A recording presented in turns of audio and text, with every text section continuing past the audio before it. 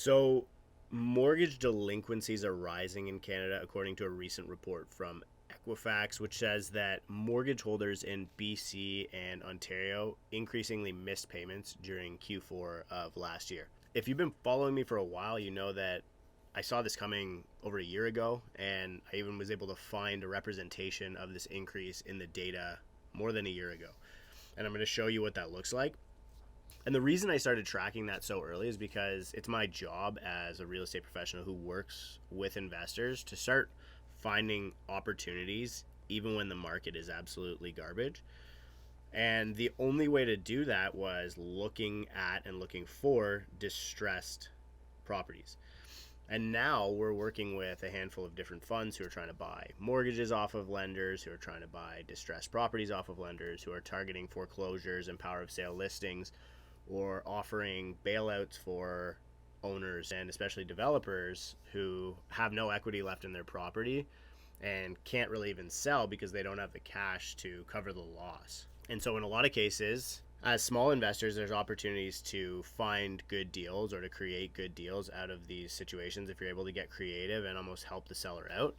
And as a developer, especially builders, we're seeing a lot of builders create opportunity in this market where you've got an inexperienced developer who maybe took on too much leverage and bought land on the assumption that they'd be able to sell a bunch of units and get approvals quickly. And now they can't sell the units, and maybe they just got approvals or they still don't have approvals. And they've burned through their interest reserve and likely have no equity left in the property because the market land prices have gone down 30% in that period of time. This has created a big opportunity for builders who don't have a big land pipeline and want to try and get in and capitalize on some of these more distressed pieces of land and partner with the owner and say, look, you're in a bad position.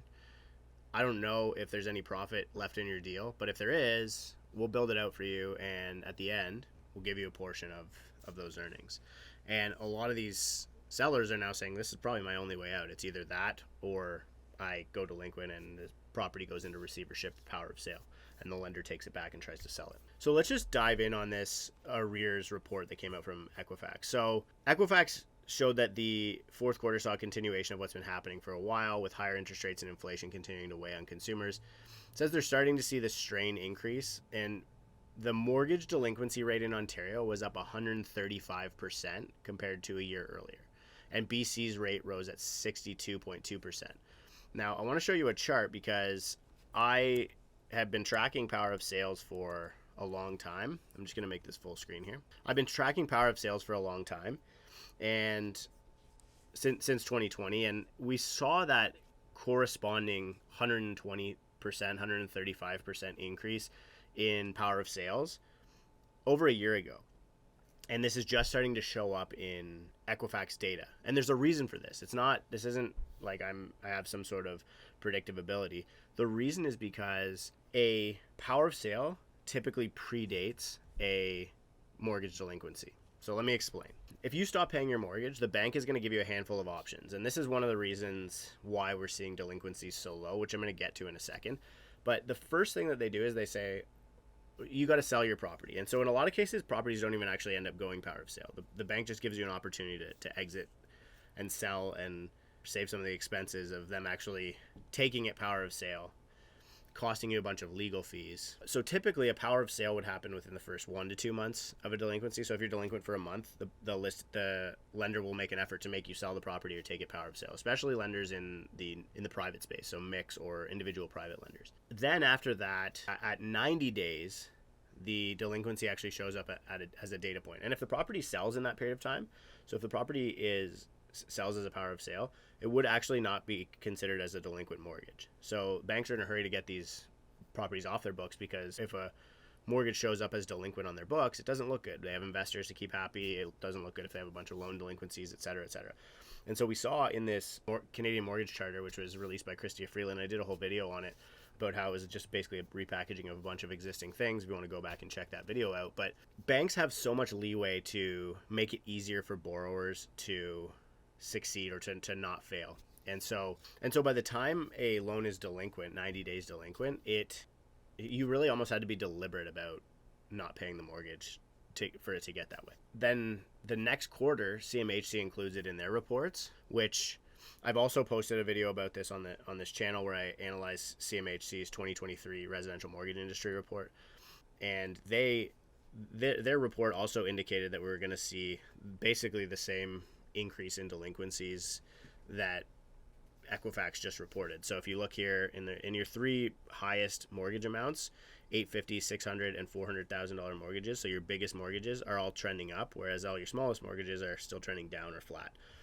And so again, it was predictable that we would see this massive increase in delinquencies. This isn't really news. It's just a data point that has finally happened, and it's showing up in everyone's data. And now because it's Equifax and because the percentage is so high, people are latching onto it. But when you look at the historical context, this isn't really a massive increase in arrears, and that really shows how much leeway banks have been given over the years. We have basically dropped from 2010 from about 0.5% of all mortgages in arrears to 0.1%, and now just starting to trend up over that. So, a fraction of a percent is mortgage arrears in Canada, and that's data from the Canadian Bankers Association. And so while delinquencies are up, it's not like there's this huge systemic risk or this huge issue that's happening.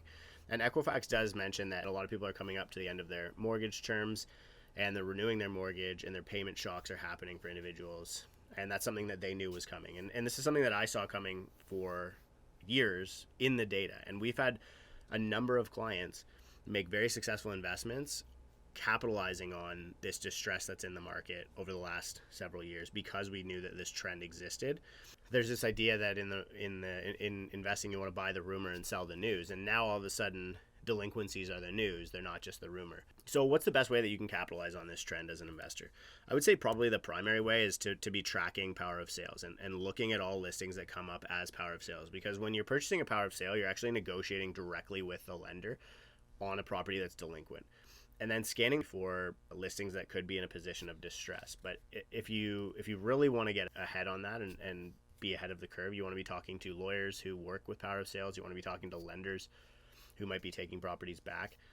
The reality is that if a property goes power of sale, they legally have to go and try and get market value. They can't just fire sale it and wipe out the owner's equity. And so these properties will almost always go on MLS unless there's some reason why it wouldn't have to. And so it doesn't necessarily mean that you're going to get an amazing deal on a power of sale listing, but what it does mean is that it means that the owner is not paying their mortgage and it's in distress. It also means that you're negotiating directly with a lender, so it becomes a much more business-based transaction. It means that there's a lot of the emotion is removed from it, and it means that you can make decisions quantitatively rather than qualitatively when dealing with a seller, and this creates a really good opportunity for investors. And finally, I think a really interesting trend that's happening is this is leading to, in the development space, this is leading to a consolidation of builders, where we're seeing a lot of these smaller owners who own a lot of good sites that they probably overpaid for, that because bigger builders didn't want to pay those prices for this land. Now all of a sudden the bigger builders are actually able to take possession of those lands, and probably at market value, either through some sort of structured deal like a vendor take back or a power of sale. So anyway, I'll leave you with this chart with the monthly power of sales that I track. I track this because every month I send out a list of power of sale listings to all of my investor clients. I also send out a list of properties offering vendor take back mortgages to all of my clients. And I also send out a list of properties that claim that the seller is motivated to all of my clients. So if you want to be on that list and if you want to receive those properties, let me know. There's a link in the description below, and what I'll do is I'm actually trying to build out a search function where you can actually search properties based on power of sale, vendor take back, and motivated sellers. And so I want to integrate it into a search platform so you can actually search with the same level of detail that I have. And so what I would recommend doing is, if you want to be on the list as soon as that search function is released, it's in the works right now. If you want to be notified as soon as that search function is released, sign up in the link below, and I'll make sure that you are one of the first people to have access to this new tool that I'm building. Thanks a lot. I really appreciate your time. Please like, comment, and subscribe to this video. And again, if you want me to just start emailing you these properties, leave me a comment or send me a DM with your email.